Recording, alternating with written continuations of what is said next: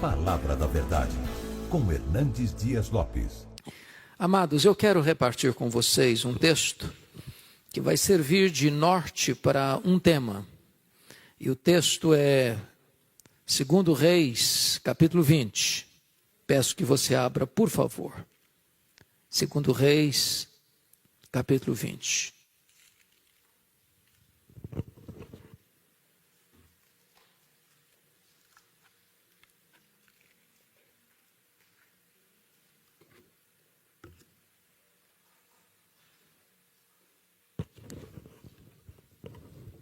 Nós vamos ler até o versículo 11. Naqueles dias, Ezequias adoeceu de uma enfermidade mortal. Veio ter com ele o profeta Isaías, filho de Amós, e lhe disse: Assim diz o Senhor, põe em ordem a tua casa, porque morrerás e não viverás.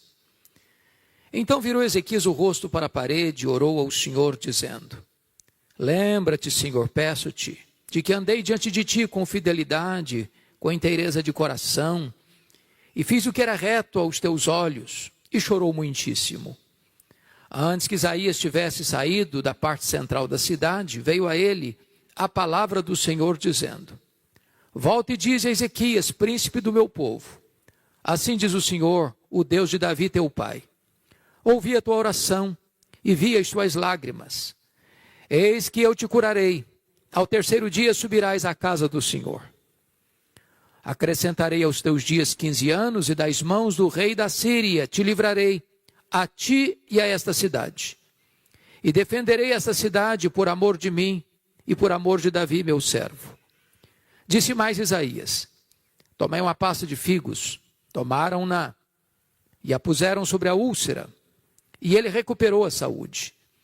Ezequias disse a Isaías: Qual será o sinal de que o Senhor me curará e de que ao terceiro dia subirei à casa do Senhor?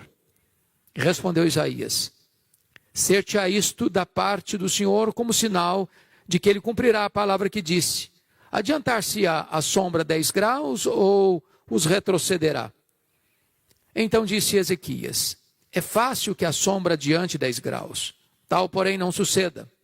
Antes, retroceda 10 graus. Então o profeta Isaías clamou ao Senhor e fez retroceder 10 graus a sombra lançada pelo sol declinante no relógio de Acaz. Amém. Eu quero pensar com vocês sobre o tema investindo nas futuras gerações. Investindo nas futuras gerações.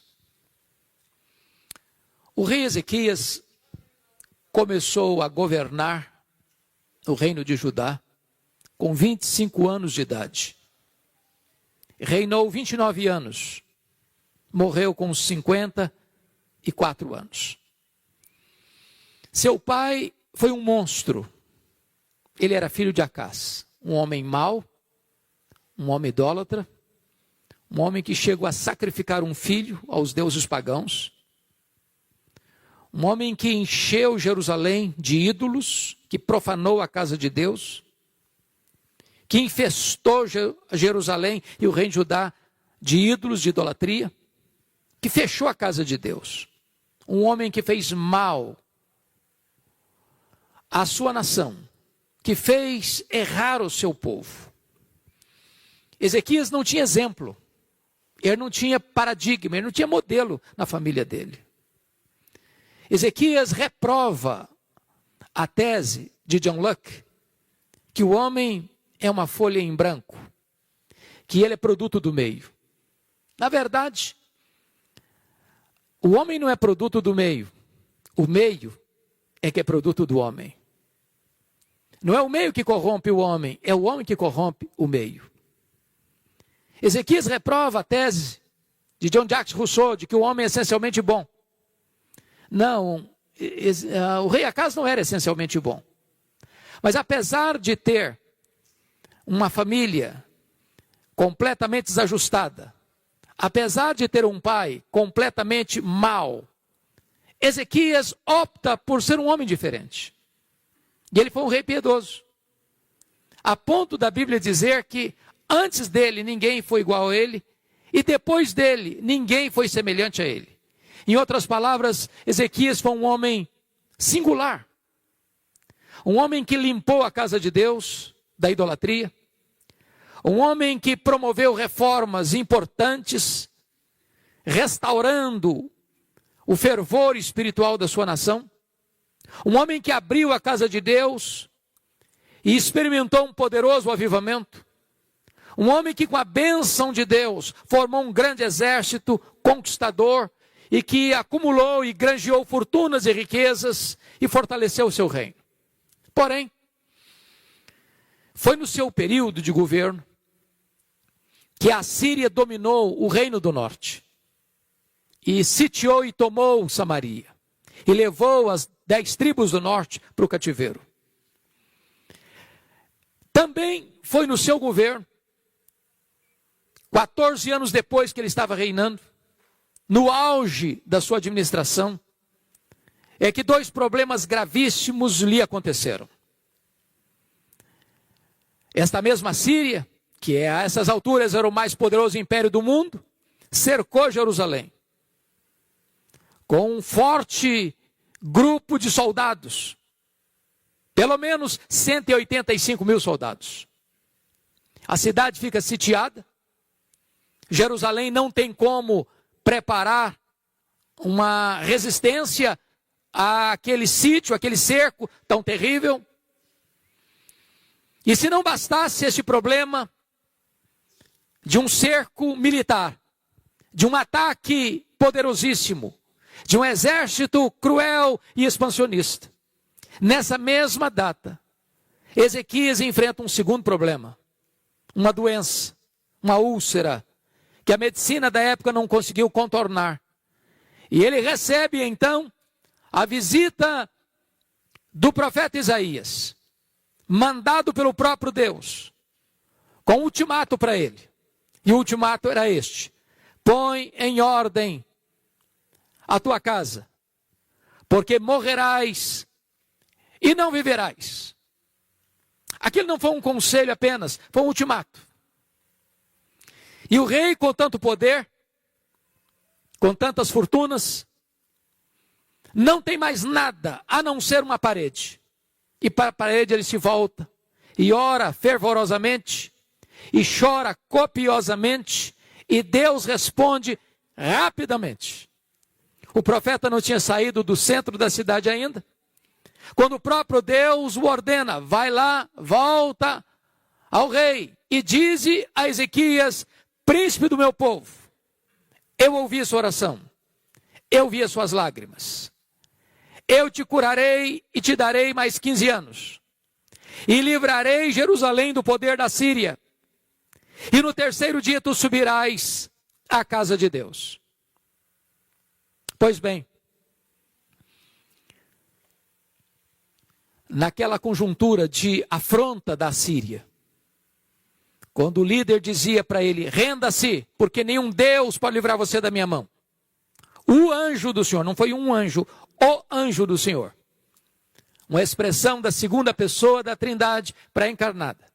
Naquela noite, matou 185 mil soldados assírios. E Deus livrou Jerusalém do poder da Síria. Mas quando o profeta chega para Ezequias, para lhe dar essa informação de 2 milagres que ele contemplaria: a cura da doença e a libertação do ataque assírio, o rei pergunta ao profeta: que sinal eu tenho de que Deus vai me curar? E que no 3º dia eu subirei à casa de Deus? E o profeta lhe pergunta: o que você quer? Que a sombra do relógio de Acais avance 10 graus ou retroceda 10 graus? O rei pensou: no mundo inteiro, relógio só anda para frente. Você nunca viu o relógio da marcha ré. É fácil avançar. Tal não aconteça. Se é que Deus vai fazer um milagre, eu quero maior. Que retroceda 10 graus. E diz a Bíblia que Isaías ora e Deus retrocede 10 graus na sombra do relógio de Acás, para dar evidência ao rei de que Deus falara a verdade, de que promessa de Deus e realidade são a mesma coisa. Um grande milagre, um estupendo milagre, um extraordinário milagre, que reverbera para fora dos horizontes de Israel, que vai chegar lá na longínqua Babilônia, que estava se formando e ensaiando a se tornar o mais poderoso império do mundo. Pois bem, o que aconteceu depois disto? Vejamos. A Bíblia diz que o rei da Babilônia, ao saber deste estupendo milagre, forma uma comitiva diplomática, compra presentes, escreve cartas e envia essa comitiva diplomática para se alegrar com o rei Ezequias, congratular-se com ele. E quando ele recebe essa comitiva, diz a Bíblia, ele abre os seus tesouros, ele abre o seu palácio, ele abre o seu arsenal, e ele revela quão poderoso, quão grande, quão magnífico ele era. Quantas riquezas, quanto poder, quanto arsenal bélico, quanta força, quanto esplendor, quanta riqueza. E eu queria que vocês, por favor, conferissem isso comigo, a partir do versículo 12 do texto lido. Nesse tempo, Merodach Baladã, filho de Baladã, rei da Babilônia, enviou cartas e um presente a Ezequias, porque soube que estivera doente. Ezequias se agradou dos mensageiros e lhes mostrou toda a casa de seu tesouro, a prata, o ouro, as especiarias, os óleos finos, o seu arsenal e tudo quanto se achava nos seus tesouros. Nenhuma coisa houve, nem em sua casa, nem em todo o seu domínio, que Ezequias não lhes mostrasse. Mas o relato de Reis não registra um detalhe que está por trás de toda essa demonstração do seu poder e da sua glória. E eu gostaria que vocês fossem comigo para o segundo livro das Crônicas 32, depois retornaremos para esse texto. Porque lá tem uma informação muito importante.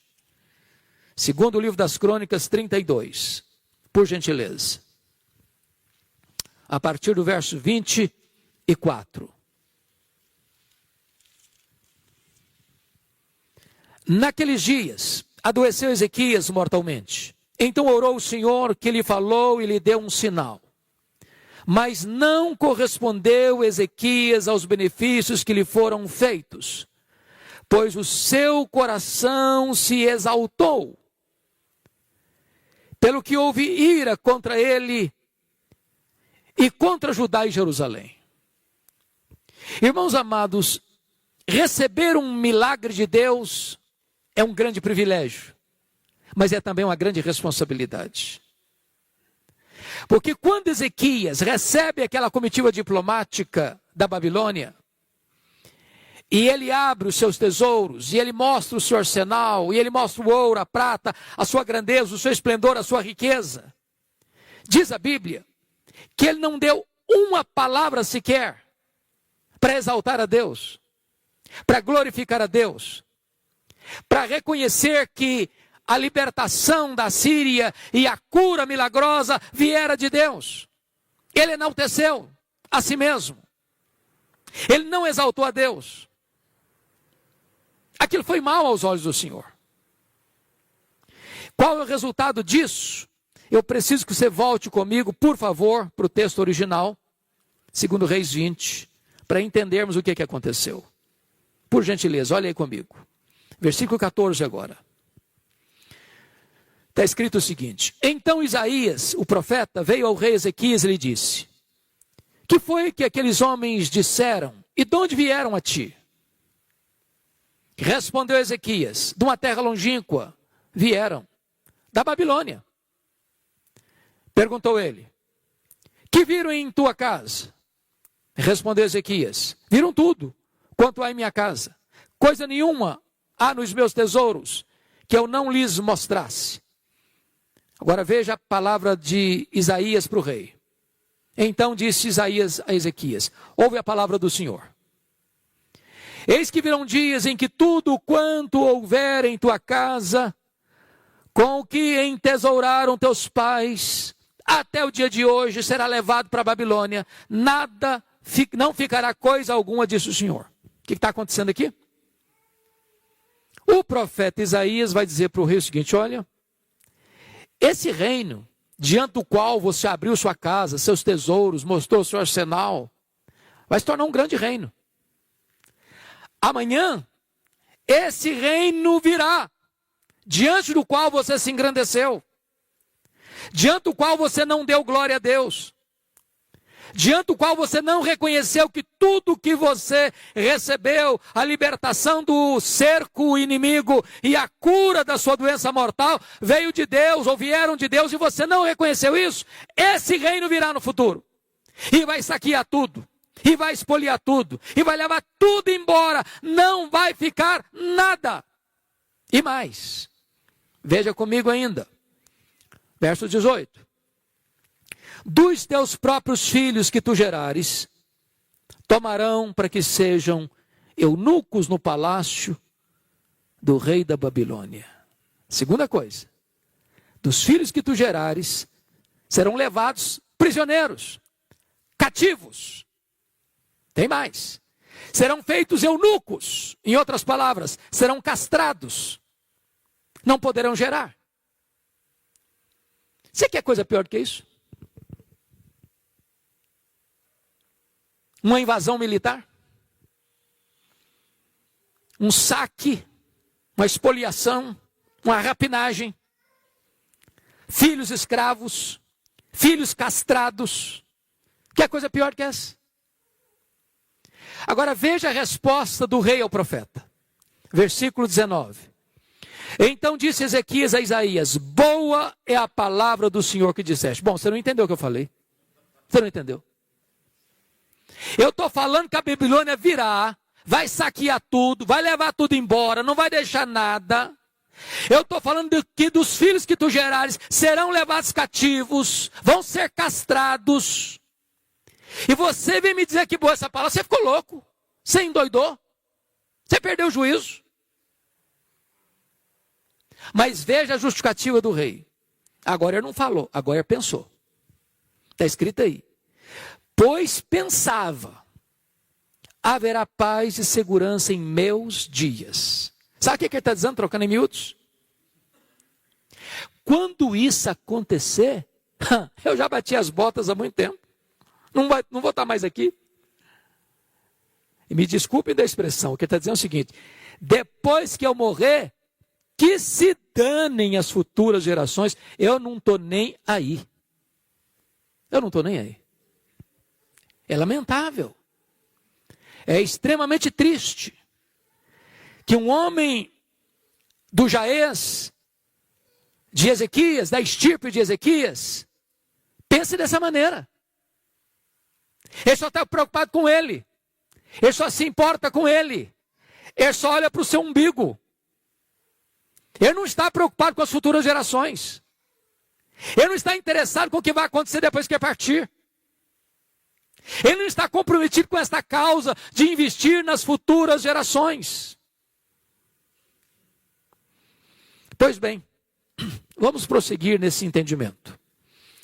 Vejamos agora o capítulo 21. Tinha Manassés 12 anos de idade, porque está escrito aí, no verso 21, do 20, descansou Ezequias com seus pais, e Manassés, seu filho, reinou no seu lugar. Vamos entender agora. Tinha Manassés 12 anos de idade quando começou a reinar e reinou 55 anos em Jerusalém. Bom, qual a conclusão que vocês chegaram aqui? Quantos anos ele começou a reinar? 12 anos. Qual a conclusão que vocês chegaram? Se Ezequias adoecer a tua casa, porque morrerás e não viverás. Veja você que pôr em ordem a casa é mais do que pôr em ordem a vida. Nenhum homem, nenhuma mulher está preparado para morrer se ainda não colocou sua casa em ordem. Porque Deus não nos chamou apenas para viver egoisticamente. Deus nos chamou para investir na nossa família e nas futuras gerações. Agora pense comigo que se Ezequias tivesse levado a sério esta ordem de Deus, sabendo que Manassés era o seu sucessor e o seu herdeiro, e sabendo que Deus tinha dado uma ordem tão clara e tão incisiva e tão eloquente para ele, o que ele teria feito? Ele teria investido nesse menino. Ele teria discipulado esse filho. Ele teria feito de tudo para transmitir a sua fé para esse filho. Ele teria caminhado com esse filho, ensinado esse filho, dado exemplo para esse filho, preparado esse menino para o reino de Judá, para ser o grande líder, para ser melhor que ele. Mas o que aconteceu? Vamos ver. Versículo 2. Fez Manassés o que era mal perante o Senhor, segundo as abominações dos gentios, que o Senhor expulsara das suas possessões e diante dos filhos de Israel. Pois tornou a edificar os altos que Ezequias seu pai havia destruído, e levantou altares a Baal, e fez um poste ídolo, como o que fizera Acabe, rei de Israel, e se prostrou diante de todo o exército dos céus, e o serviu. Verso 4, edificou altares na casa do Senhor, da qual o Senhor tinha dito, em Jerusalém porei o meu nome. Verso 5, também edificou altares a todo o exército dos céus, nos 2 átrios da casa do Senhor. Olha o verso 6. E queimou a seu filho como sacrifício, adivinhava pelas nuvens, era agoureiro, tratava com médiuns e feiticeiros, prosseguiu em fazer o que era mal perante o Senhor, para o provocar a ira. Olha o verso 9. Manassés de tal modo os fez errar, que fizeram pior do que as nações que o Senhor tinha destruído diante dos filhos de Israel. Mas tem mais. Olha o verso 16. Além disso, Manassés derramou muitíssimo sangue inocente, até encher Jerusalém de um a outro extremo, afora seu pecado, com o que fez pecar a Judá, praticando o que era mal perante o Senhor. Na verdade, Manassés foi um monstro. Foi o pior rei de Judá. Feiticeiro. Adorava os astros. Edificou ídolos. Levantou ídolos dentro da casa de Deus. Era agoureiro. Adivinhava pelas nuvens. O cara era a pior estirpe de gente que podia existir. Era um demônio em pele humana. Parece-nos que ele tinha birra com o pai. Tudo que o pai fez, ele desfez. Tudo que o pai era, ele queria ser o contrário. O que está por trás disso aqui? O que está por trás disso aqui, meus irmãos, é que Ezequias, como dissera, pelo menos eu terei paz nos meus dias, aquilo não foi só um pensamento, aquilo foi uma filosofia de vida. De fato, ele não investiu nem no seu filho, quanto mais nas futuras gerações. Talvez para ele significava demais seu filho ser seu herdeiro e ser um próximo rei de Judá. Era tudo para ele. Poder, riqueza, fama, glória humana. Mas ele não moveu uma palha para transmitir a fé, para levar aquele menino a uma experiência com Deus, para ensinar aquele menino os preceitos de Deus, para que ele temesse a Deus e pudesse influenciar as futuras gerações. Há um texto na Bíblia que me choca profundamente. Eu queria que você lesse comigo. Porque esta profecia de Isaías se cumpriu. Essa Babilônia se tornou um grande império. Prevaleceu sobre o Império Assírio. Dominou o mundo. E houve um dia em que esse império, chamado Império Babilônico, foi para Jerusalém. Cercou Jerusalém.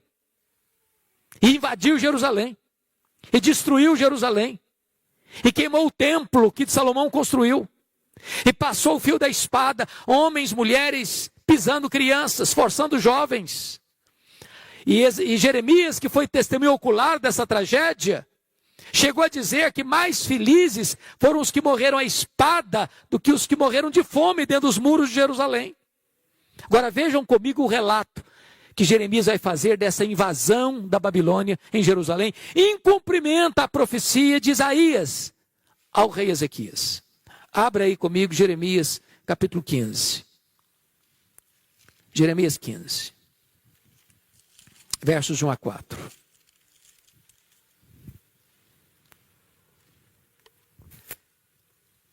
Jeremias foi testemunho ocular dessa invasão. A linguagem é pesada e ela retrata o horror que é uma invasão militar naquele tempo.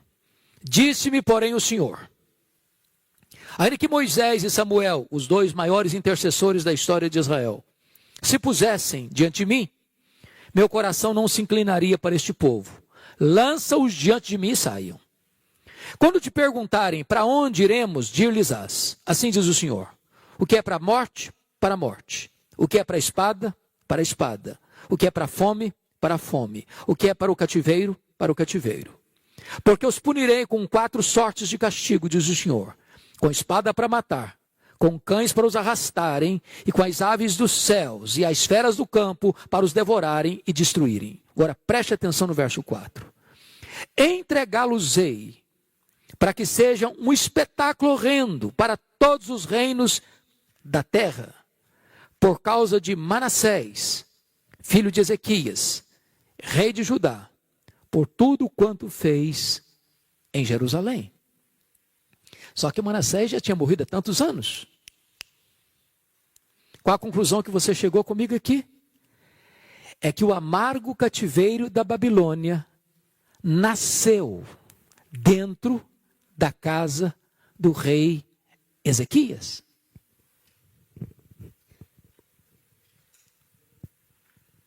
Porque Ezequias não levou a sério uma ordem de Deus, ponha em ordem a tua casa.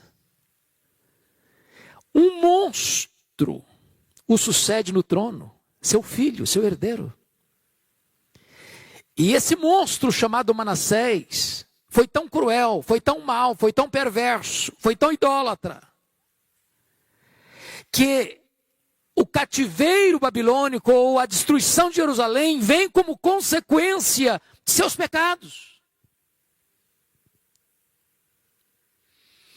Irmãos amados, nós não somos neutros, nós estamos hoje fazendo uma semeadura para o futuro. Nós precisamos desesperadamente investir nos nossos filhos, nos nossos netos e nas futuras gerações. Não basta você ser uma pessoa piedosa, você precisa passar o bastão da fé para os seus filhos, para os seus netos, para as futuras gerações.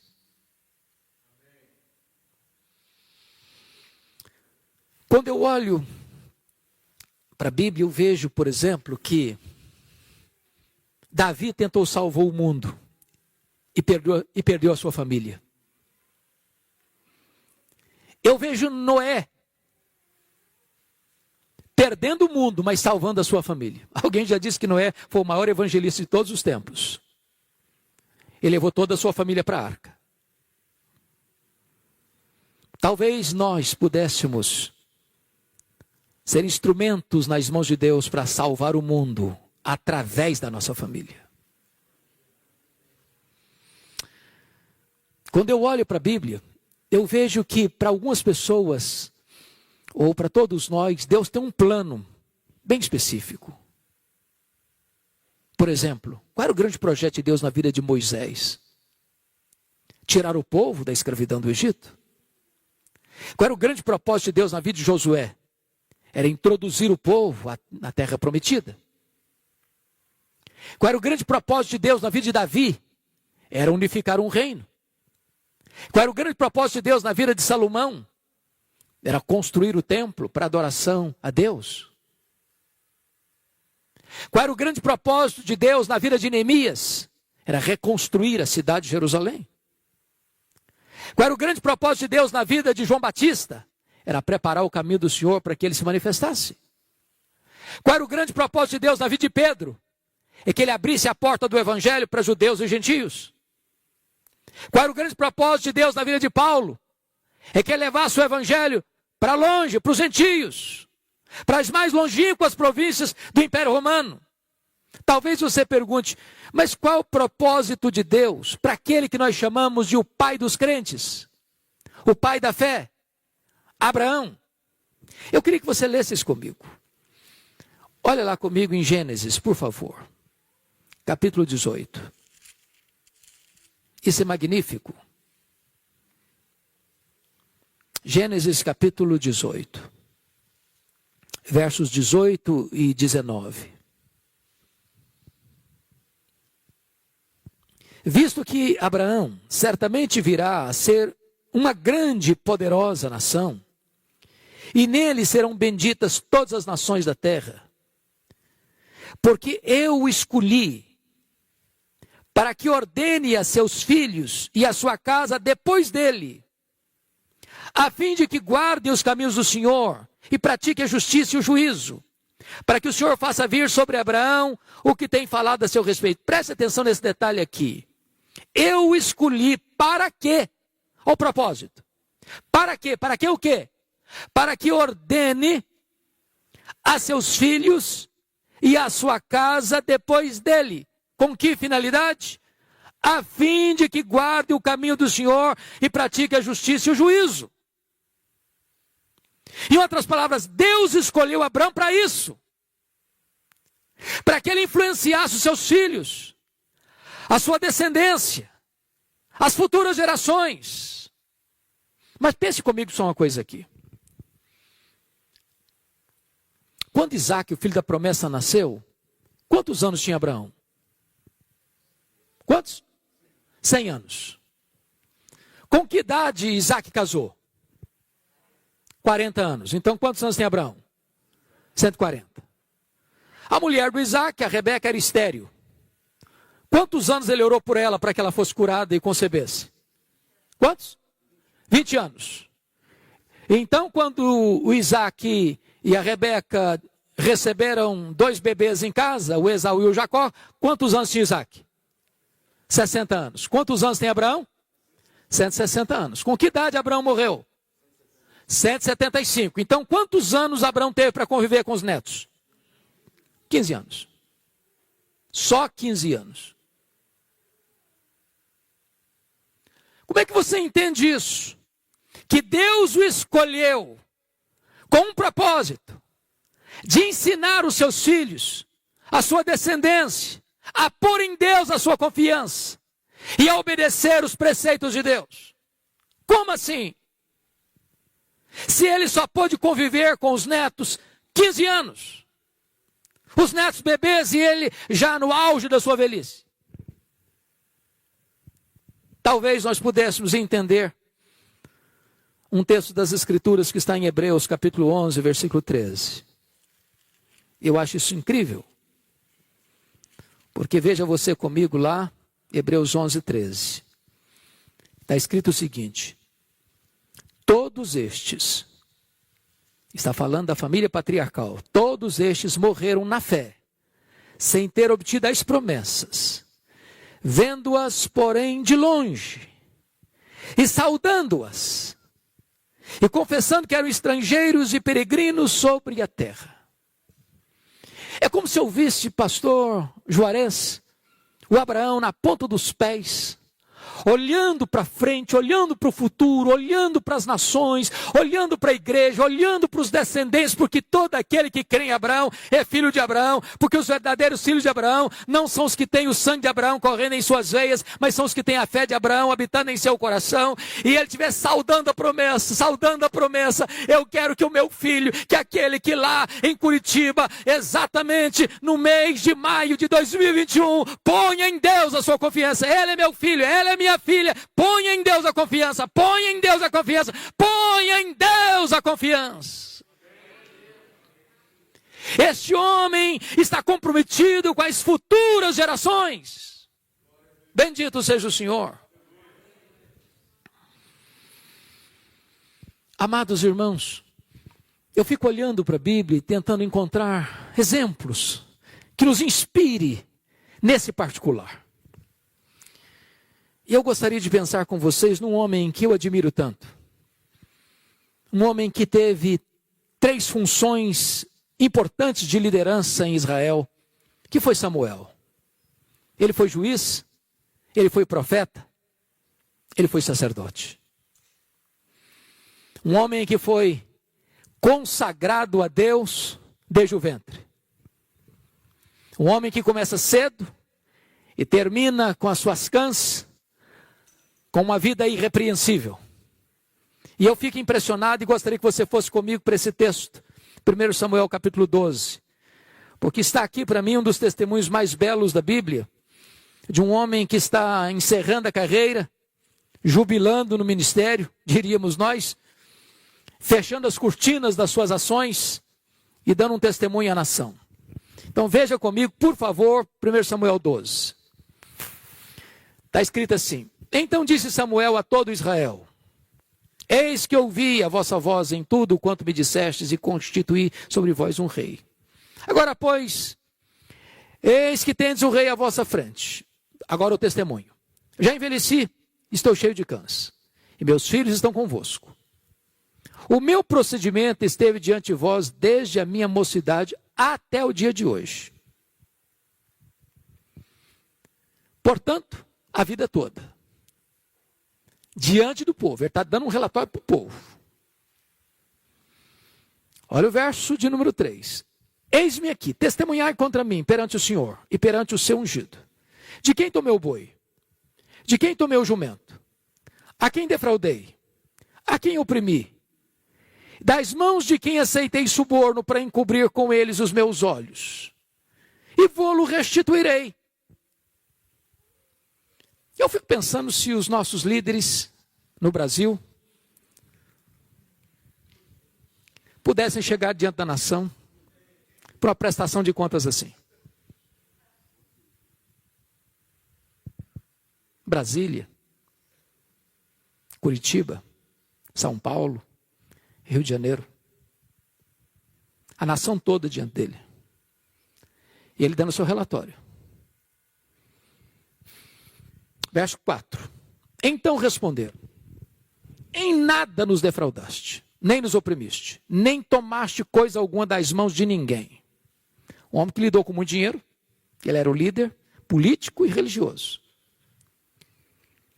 Não entrou nem um centavo para o bolso dele, de dinheiro mal adquirido, de corrupção, íntegro, transparente, honesto, correto.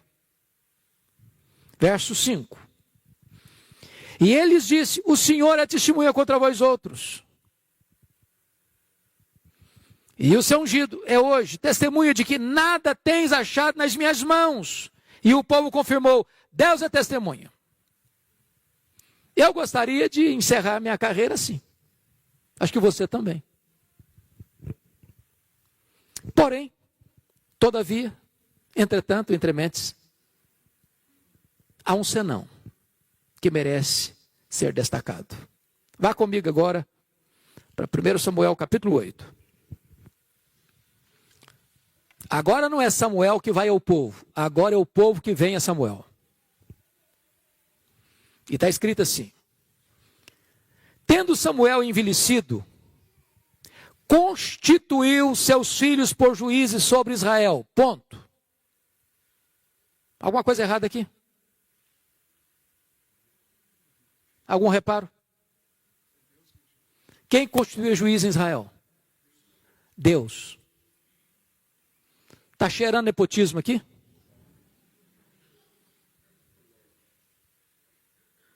Samuel constitui seus filhos. E via de regra era um juiz. Ele constitui seus filhos. Juízes. Não era competência dele. Percebem vocês que é mais fácil um homem ter sucesso fora de casa do que em casa. É mais fácil construir grande sucesso fora dos portões do que dentro de casa. Talvez a missão da paternidade seja mais árdua que um homem pode exercer na vida. Mas vamos ver. Versículo 3. Porém seus filhos não andaram pelos caminhos dele. Antes se inclinaram à avareza e aceitaram subornos. E perverteram o direito. Qual a conclusão que vocês estão chegando comigo aqui? Que o ponto forte de Samuel, integridade, não aceitar corrupção, não pegar dinheiro de forma desonesta, não se enriquecer ilicitamente, foi exatamente a marca dos filhos dele. O contrário dele. Eu fico até imaginando aqueles meninos, vendo o pai mexer com tanto dinheiro, vivendo numa magrela, passando dificuldade, querendo ir no McDonald's, não podia ir. Um tênis de marca não podia comprar. Uma roupa assim mais elegante não podia. Pai mexendo com dinheiro demais, mas nada entrava no cofre da família. E os meninos pensando, o dia que a gente assumir esse negócio com a gente vai ser diferente. O que acontece? Veja comigo, por favor. Versículo de número 4. Então os anciãos todos de Israel se congregaram e vieram a Samuel a Ramá. Veja você que não foram alguns dos anciãos, nem a maioria dos anciãos, mas quantos anciãos? Todos. Toda a liderança veio a ele. E lhes disseram, verso 5, vê, já estás velho, e teus filhos não andam pelos teus caminhos. Constitui-nos, pois, agora um rei sobre nós, para que nos governe, como tem todas as nações. Preste atenção no que os líderes estão dizendo para Samuel. Ô Samuel, você é um cara legal. Você já está velho, quase batendo as botas. Se você vivesse mais tempo, com você nós fecharíamos. Mas com seus filhos, não. Você os constituiu juízes, mas eles não têm a mesma qualidade moral que você tem, eles não têm o mesmo compromisso que você tem, eles não têm os mesmos valores que você tem. Então, sob a liderança dos seus filhos, nós não queremos ficar. Então, antes de bater as botas, antes de morrer, faça-nos um favor, constitui-nos um rei, porque na liderança dos seus meninos nós não queremos ficar. Conclusão que vocês chegaram comigo? Assim como o cativeiro da Babilônia nasceu dentro da casa do rei Ezequias, a monarquia em Israel, rejeitando o governo teocrático, o governo de Deus, nasceu dentro da casa de Samuel.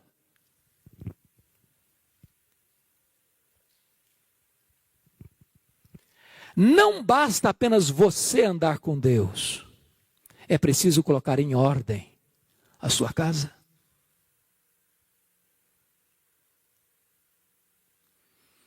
A nossa geração dá muito valor a coisas. E nós estamos cada dia mais fascinados com coisas. E nós acumulamos coisas. E nós ajuntamos muitas coisas. E nosso coração vai ficando cada vez mais vazio.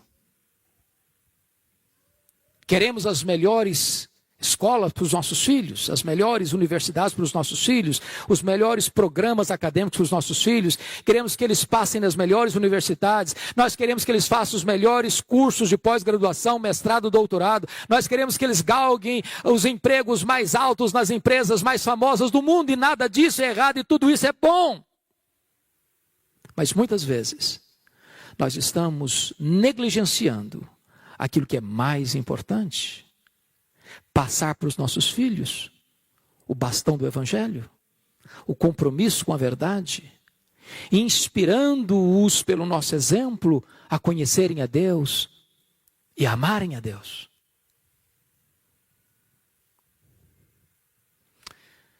Meus irmãos, nós estamos numa corrida de revezamento.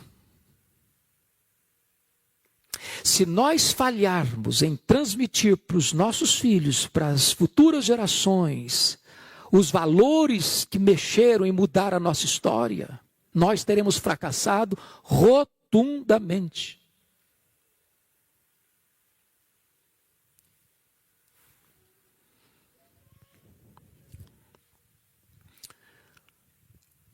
Nós estamos comemorando pouco mais de 500 anos de reforma. Que bênção. Porém, quando você vai para a Europa, parece-me que a Europa não tem tanto a celebrar. Você vai à Holanda e as igrejas estavam cheias de pessoas para buscarem a face de Deus até a década de 1960. De 1960 para cá, os templos estão lá, mas vazios. De vez em quando uma palestra social, de vez em quando um concerto musical, mas o povo não vem mais para a igreja no domingo para ouvir um sermão, para cantar louvores a Deus. Você vai para a Escócia, o berço do presbiterianismo. E nós somos na capital, um dos templos mais belos, perto do castelo. E quando eu entrei, um templo belíssimo, com a torre empinada aos céus. E eu não vi bancos, eu não vi púlpito, porque o templo foi vendido. E hoje funciona ali dentro um bar. As pessoas se assentam ali para beber. Na terra de John Knox, onde o pai do presbiterianismo chorava e dizia: dá minha Escócia para Jesus, senão eu morro. Você vai para a Inglaterra, dos grandes avivamentos, John Wesley, George Whitefield, John Charles Ryle, William Wilberforce, William Carey, Charles Haddon Spurgeon, Mark Lloyd Jones, John Stott. Hoje menos de 4% dos ingleses frequentam a igreja evangélica. Os templos estão sendo vendidos e transformados em museus, em boates, em bares, em mesquitas muçulmanas. Por quê, irmãos? Porque os pais estão falhando em passar o bastão do evangelho para os seus filhos. Você chega em algumas igrejas na Europa e quando tem gente, você olha, é um mar de cabecinhas brancas. Porque a moçada não está mais.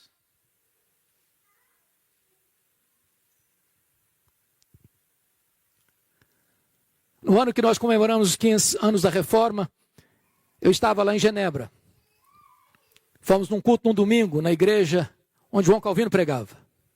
Tinha até um grupinho razoável. Mas eu olhei. Acho que a idade mínima era de 60 anos. Cadê a juventude? Onde estão as crianças? Onde estão os adolescentes?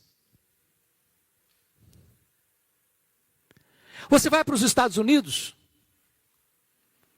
e você encontra as chamadas dead churches, igrejas mortas. As denominações históricas, todas, perdendo membros, ano após ano, ano após ano. Os seminários que formaram teólogos, pastores, missionários, tomados de assalto pelo liberalismo, ensinam ceticismo. São promotores da morte. Preguei recentemente numa conferência em Nova York, e depois da conferência eu fui pregar numa igreja da Assembleia de Deus, a 30 minutos de onde eu estava hospedado no hotel. O pastor me pegou, me levou à igreja e ele passou comigo e me mostrou 11 templos vazios que estavam sendo vendidos, porque não tinha mais gente para frequentar. Qual o problema, irmãos? O problema é que não se investiram nas futuras gerações. E quando você olha para o Brasil, você tem alguns segmentos, você tem algumas denominações aqui no Brasil que já se renderam. Hoje o pastor Juarez estava me dizendo a bênção que ainda temos como igreja presbiteriana de ter 10 seminários, pastor? 10 seminários teológicos, com a graça de Deus, ensinando a palavra de Deus com fidelidade. Louvado seja o Senhor. Mas há denominações cujos seminários não creem mais que este livro é a palavra de Deus, aqui no Brasil. Há poucos dias, pastor Juarez, um pastor me telefonou com lágrimas nos olhos, chorando, soluçando ao telefone, disse: pastor Hernandes, a nossa denominação não batizou um crente por igreja por ano, em média.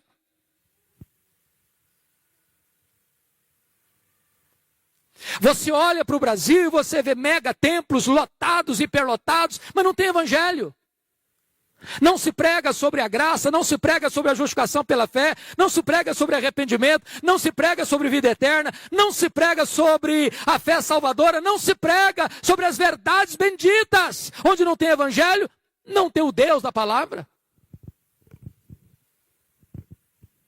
Você olha para o Brasil e você vê igrejas ortodoxas, louvado seja Deus, mas que também estão vivendo uma espécie de ossificação da ortodoxia. Não tem fervor, não tem brilho nos olhos, não tem calor no coração. E a moçada começa a olhar para a incoerência, para a inconsistência, dizendo, não é isso que eu quero. Então, amados, eu não vejo um assunto mais urgente do que este para a família refletir. Nós precisamos estar comprometidos com as futuras gerações. As futuras gerações. Quando eu vejo a Bíblia, eu noto que aquela geração que saiu do Egito morreu no deserto. Eram 600 mil homens, fora mulheres e crianças, segundo alguns estudiosos, 2 milhões de pessoas. Todas elas morreram no deserto, exceto 2 pessoas, Josué e Caleb. A segunda geração que nasceu no deserto é que entrou na terra prometida. Ninguém entrou na terra prometida, exceto Josué e Caleb, com menos de 40 anos, com mais de 40 anos. Geração jovem. Mas diz a Bíblia que a terceira geração que nasceu na terra prometida não conhecia Deus mais. Falharam em obedecer ao que Deus havia orientado. Estas palavras que hoje te ordeno, amarás, pois o Senhor teu Deus de todo o coração, de toda a tua alma, de todo o teu entendimento, amarás, estas palavras estarão no teu coração e tu as inculcarás aos teus filhos, falando para eles no levantar, no deitar, no caminhar. Ou seja, basta 3 gerações para uma igreja perder o rumo. Posso estar equivocado, mas parece que os nossos avós foram mais crentes que os nossos pais. Parece que os nossos pais foram mais crentes do que nós. Parece até que nós estamos sendo mais crentes que os nossos filhos. Se Deus não tiver misericórdia, e se nós não nos empenharmos, pode ser que nas futuras gerações os filhos da fé se desencaminhem. E eu queria concluir, levando vocês a 2 textos. O primeiro deles, Salmo 78, por favor. E eu termino aqui.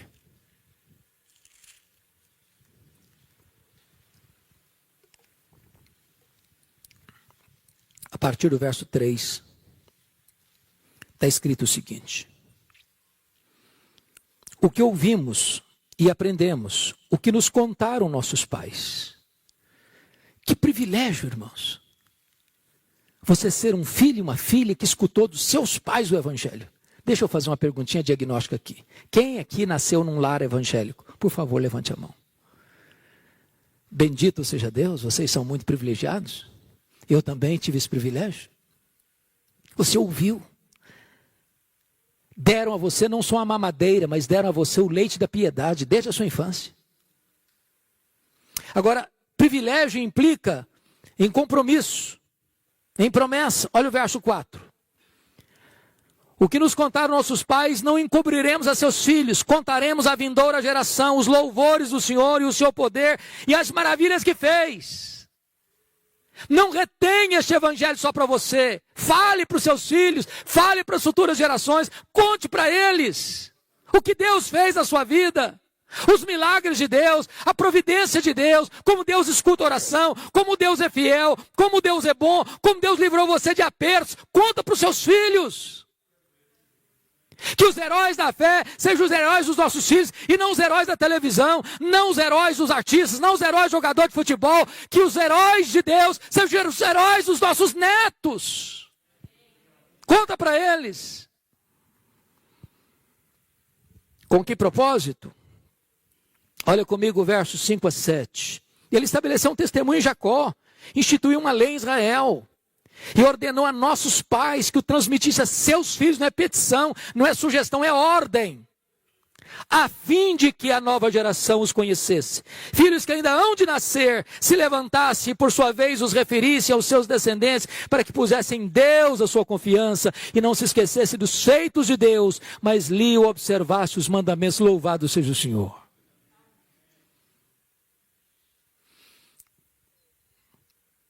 Oh, amados irmãos, como isso é solene. Como isso é solene. E eu queria fazer um apelo aos papais, às mamães, aos avós. Vamos dedicar mais tempo aos nossos filhos, aos nossos netos. Vamos falar. Vamos testemunhar. Vamos chorar por eles, orar por eles. Nós não geramos filhos para a morte, nós não geramos filhos para o cativeiro. Nossos filhos são herança de Deus, nossos filhos são filhos da promessa. Não vamos desistir deles, não vamos abrir mão de vê-los salvos, de vê-los cheios do Espírito Santo, para que a geração de amanhã, a igreja de amanhã, seja mais viva, mais operosa, mais cheia do Espírito Santo que a igreja de hoje.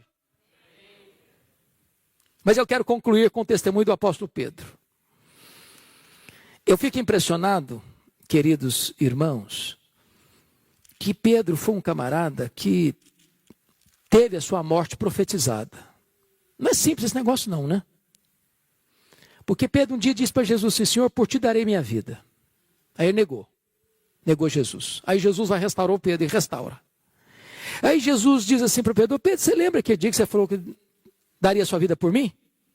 Lembro sim, Senhor. Pois é, Pedrão, você vai dar a sua vida por mim.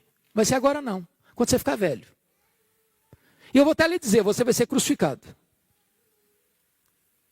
Você vai estender as mãos, vão cingir você. Mas com esse gênero de morte, você vai me glorificar. Você vai glorificar a Deus. Está lá em capítulo 21 de João. Versículos 18 e 19. Está escrito assim: em verdade te digo que quando eras mais moço, te cingias a ti mesmo e andavas por onde querias. Quando porém fores velho, estenderás as mãos e outro te cingirá e te levará para onde não queres. E a explicação é dada no verso 19. Disse isto para significar com que gênero de morte Pedro havia de glorificar a Deus. Depois de assim falar, acrescentou-lhe: segue-me! Eu não sei quanto a vocês, mas se eu soubesse que tipo de morte eu ia ter, ainda mais uma morte dolorosa como crucificação, ia ser um negócio complicado, não. Você estava deitado lá, tirou na soneca e vinha aqui pensando: olha, você vai morrer e vai ser crucificado. Eu pregava um sermão abençoado, Deus convertia as pessoas e vinha aquele negócio na cabeça: você vai morrer e vai ser crucificado. Ia tirar férias para beira da praia, naquela gostosa região praiana. Está lá tomando um sol na praia e vinha aquele negócio na cabeça: você vai morrer e vai ser crucificado. Já pensou? Se fosse hoje, o cara tinha que ir para o psicólogo. Tinha problema. Esse tempo chegou. E Pedro vai dar o testemunho de como ele enfrentou esse momento. Está escrito. Quer ver isso? Está lá na segunda carta dele, capítulo 1. E eu termino aqui. Segunda carta de Pedro, capítulo 1. Versículo 14 e 15. Isso é impressionante. Olha o que ele disse: certo de que estou prestes a deixar o meu tabernáculo. Está usando a mesma palavra que Paulo. Já estou sendo oferecido por libação. O tempo da minha partida é chegado. Certo de que estou prestes a deixar o meu tabernáculo, estou prestes a morrer. Como efetivamente nosso Senhor Jesus Cristo me revelou. Ou seja, a morte dele foi revelada. Foi profecia de Jesus. Mas de minha parte, esforçar-me-ei, de que maneira? Diligentemente, por fazer que, a todo tempo, mesmo depois da minha partida, ou seja, mesmo depois da minha morte, conserveis lembrança de tudo. Sabe o que ele está dizendo? Eu vou morrer. Mas o que eu preguei não vai morrer. Os homens podem matar o pregador, mas nunca podem matar a pregação. Os homens podem algemar o pregador, mas os homens não podem algemar a palavra de Deus. Ele está dizendo, eu vou morrer, mas o que eu ensinei para vocês vai ecoar, e vai ecoar, e vai ecoar, e vai alcançar as futuras gerações. E depois de 20 séculos, aqui no templo da Igreja Presbiteriana de Curitiba, nós ainda somos influenciados pelas palavras de Pedro. Elas reverberam até hoje ao nosso coração. Dizem os historiadores que quando ele foi preso no período da perseguição final de Nero, porque Nero cometeu suicídio em 68 e possivelmente ele e Paulo tenham sido mortos no ano 67. E Paulo não foi crucificado porque era cidadão romano. Então, mesmo tendo pena de morte, morreu degolado. Mas Pedro era um cidadão comum e foi crucificado. E diz os estudiosos que quando ele foi crucificado, ele disse para os seus executores, crucifiquem-me, crucifiquem-me. Mas eu não sou digno de morrer como morreu o meu Senhor. Crucifiquem-me de cabeça para baixo. E com esse gênero de morte, ele glorificou a Deus. Mas antes de morrer, ele declarou, eu estou comprometido com as futuras gerações. O que eu ensinei vai continuar reverberando no coração e na mente das pessoas, século após século. Irmãos, esse assunto mexe com vocês? Encontra ressonância no coração de vocês? Quem sabe hoje nós pudéssemos renovar o nosso compromisso com o nosso Deus, de dizer, eu e a minha casa serviremos ao Senhor. Eu quero que os meus filhos conheçam a Deus, que eles amem a Jesus. Eu quero que os meus filhos sejam bem-sucedidos em todas as áreas da vida, mas sobretudo que eles conheçam a Jesus. Que os meus netos conheçam a Jesus. Eu estou comprometido com as futuras gerações. Vamos ficar em pé. Vou pedir o pastor da igreja, pastor Juarez. Então nós vamos orar. O pastor Juarez está pedindo que após a oração impetre a bênção. Eu queria que você e Deus agora fizesse uma aliança, compromisso, renovando esse compromisso. Se você está perto da sua esposa, pudesse abraçá-la e vocês orarem um pouquinho juntos, nesse sentido.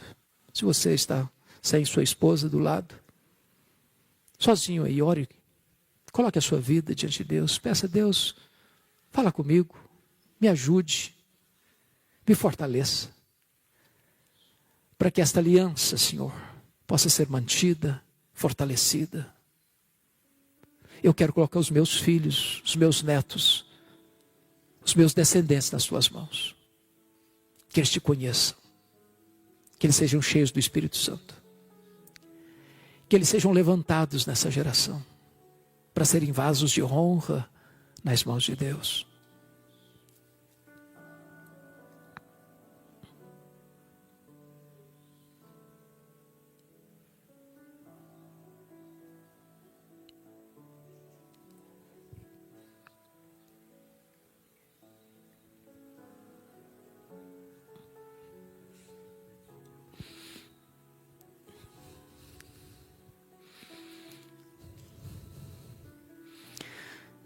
Ó Deus querido,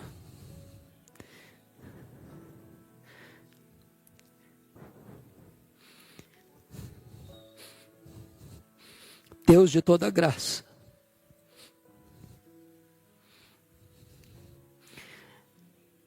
por amor do teu nome, volta o teu rosto para nós. Aqui está o teu povo, Senhor. As ovelhas do teu pastoreio, a quem tu amas. Como nós precisamos, Deus, de um tempo de restauração. Restauração na nossa vida, restauração no nosso casamento, restauração na nossa família, restauração dos nossos filhos, dos nossos netos. Meu Deus, fortaleça a família. Aqueles filhos que já estão firmes na fé, preserva-os. Aqueles que estão claudicantes, meu Deus, fortaleça-os.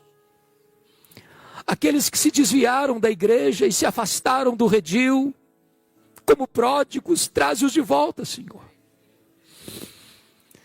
Meu Deus, como nós poderíamos entrar na arca, sabendo que um filho nosso ficou fora dela?